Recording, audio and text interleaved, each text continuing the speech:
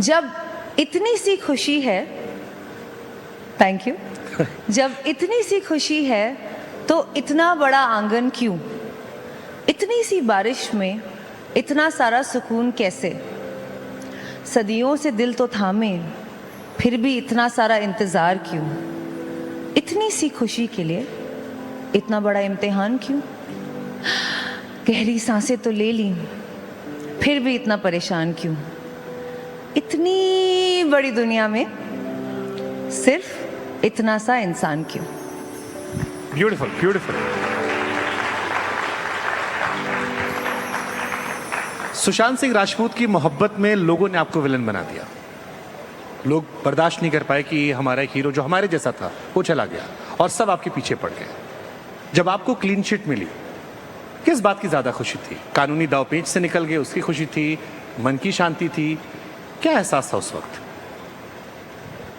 बड़ा ही अजीब होता है यार। जिस चीज़ के लिए मुझे अक्यूज़ किया गया था, उसके बारे में जब क्लीन चिट मिली तो भी आप खुश नहीं हो सकते, बिकॉज उसके जो कोर पे है ना, उसके कोर पे मेरा एक बहुत क्लोज इंसान चला गया। अब लोग बोल रहे हैं कि अच्छा तुम्हारी वजह से नहीं गया, ये तो मुझे तो ऑलरेडी पता था, राइट? खुशी नहीं कहूँगी, बस मॉम डैड के लिए खुशी थी कि इन अ सेंस वो लोग सोसाइटी में रहते हैं, पेरेंट्स ज़्यादा सोचते हैं कि नेबर्स आपके बारे में क्या सोच रहे हैं, लोग आपके बारे में क्या सोच रहे हैं, और उनकी रेप्यूटेशन, उनका उठना बैठना, मिलना, वॉक पे जाना, किसी से बम्प इन करना, अब वो इतना ख़राब नहीं रहेगा, क्योंकि कहीं ना कहीं लोगों ने पढ़ लिया है और उनके ऊपर जो एक प्रेशर आया है और ये नेगेटिविटी आई है वो हट जाए, तो उस बात की खुशी थी। अजीब बात ये थी कि जिस दिन ये हुआ, एक तो मम्मी ने बताया कि अरे न्यूज़ में आ रहा है कि ये हुआ है, सीबीआई ने आपको क्लीन चिट दी, हमको क्लीन चिट दी है। मैंने कहा गलत है, न्यूज़ तो गलत ही बोलती है, न्यूज़ वालों ने कब आज तक सही रिपोर्ट दिया है?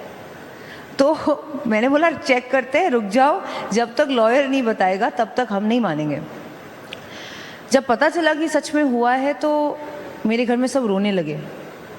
अजीब बात ये थी कि जब मैं अपने भाई को हक करके खुद भी रो रही थी, मैंने अपने घर में अपने डैड और अपने मॉम को देखा और मुझे एक सेकंड में रियलाइज़ हुआ कि शायद हम हमेशा के लिए बदल चुके हैं,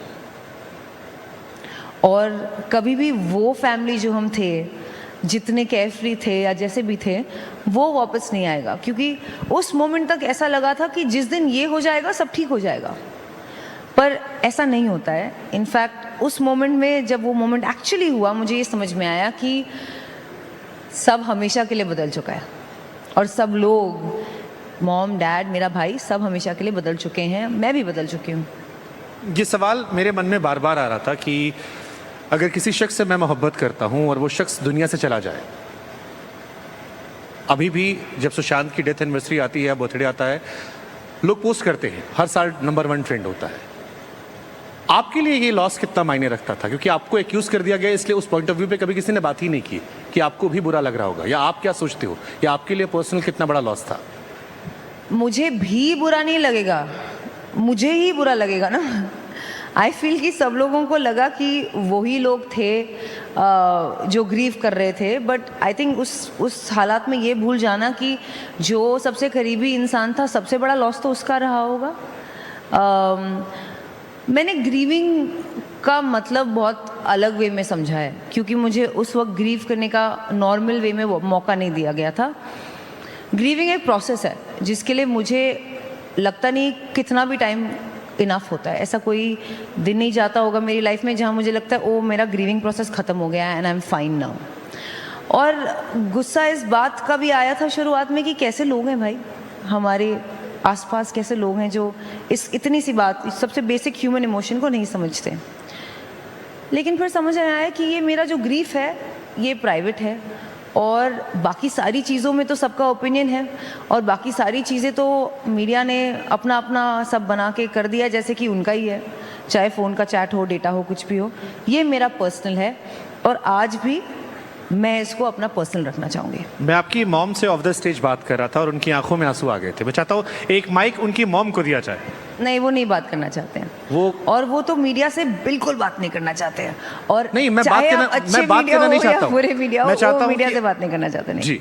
अच्छा, जब इस प्रोसेस से आप निकले, अब आपने आपको आप नए सिरे से आप री इन्वेंट कर रहे हो, क्या करते हो अपने आप को खुश रखने के लिए, कैसे मस्ती करते हो? देखो, खुशी जो है ना रिलेटिव होती है। एक बार आपने लाइफ का सबसे लोएस्ट पॉइंट देख लिया है, रिलेटिवली सब कुछ बेटर ही रहता है और रिलेटिवली आप खुश ही रहते हो। तो मैं रिलेटिवली आज खुश ही हूँ, चाहे मुझे फिल्म ना मिले या कोई मेरी गाड़ी एक्सीडेंट में चली जाए या कुछ भी हो जाए, रिलेटिवली मैं खुश हूँ। तो खुशी एक बाय प्रोडक्ट है इंटेंस ट्रॉमा का। इंटेंस ट्रॉमा से गुजरने के बाद खुशी आ जाती है अपने आप समझ जाते हो कि खुश रहो। अगर अपनी लाइफ को एक गाना डेडिकेट करना हो, अपने लिए कुछ लाइन है जो आपकी जिंदगी को दर्शाती हो, अजीब दास्तां है ये। तो फिर 2 लाइन सुना भी दो। नहीं, आप सुनाइए, सब कुछ मैं क्यों करूं? मैंने आपके लिए इतना अच्छा शेर सुनाया शुरू में कि मैंने आपको कविता सुना के दी तो पूरी। एक लाइन ही सुना दो आप अजीब दास्तां की। मैं इतनी अच्छी सिंगर हूं कि अगर मैं गाऊंगी तो ये लोग जरूर यहाँ से चले जाएंगे। देखिए, लोगों का आपने बहुत कुछ झेला है, I'm sure लोग आपकी 4 लाइनें झेल सकते हैं।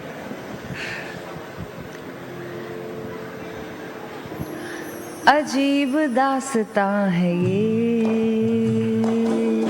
कहाँ शुरू कहाँ खत्म, ये मंजिलें हैं कौन सी, न वो समझ सके न हम। बस बस बस।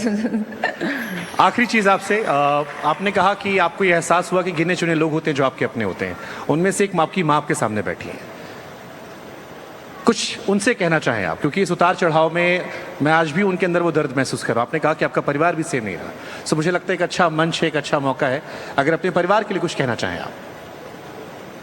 वैसे तो परिवार से मैं घर पे बात कर लेती हूँ, ऐसे सबके सामने बात करने की ज़रूरत नहीं है, लेकिन मम्मा से ये कहना चाहूँगी कि thank you for the upbringing. I think अब इस जो अच्छी अपब्रिंगिंग होती है, जो एक फ़ौजी बच्चे की होती है, जो मेरी रही है, वो अपब्रिंगिंग आपको ज़िंदगी में किसी भी उतार चढ़ाव से हमेशा प्रोटेक्ट करेगा, क्योंकि आपके अंदर वो दम रहेगा, आपके अंदर वो सारी चीज़ें रहेंगी। एंड होपफुली अगर जो नेक्स्ट जनरेशन है उनको भी ऐसी अपब्रिंगिंग मिले, तो चाहे जेल हो या मीडिया, आप कुछ भी झेल पाएंगे। तो आपके लिए वो कौन सा हम वाला मूवमेंट था कि हाँ मैंने करके दिखा दिया? एक लम्हा आता है ना जहाँ फर्क पड़ना बंद होता है, या आपको लगता है कि हाँ अब मैं स्ट्रांग हूँ? नहीं, स्ट्रॉन्ग तो मैं हमेशा से थी, बट आई डोंट थिंक कोई ऐसा मूवमेंट था और ऐसा कुछ करके नहीं दिखाया है। लेकिन अब मुझे लग रहा है कि हाँ, मैं लाइफ में वापस आगे बढ़ी हूँ। मैंने अपना ब्रांड खोला है चैप्टर 2 अपने भाई के साथ। हम लोग टी शर्ट बेचते हैं, कभी सोचा नहीं था ज़िंदगी में टी शर्ट बेचेंगे।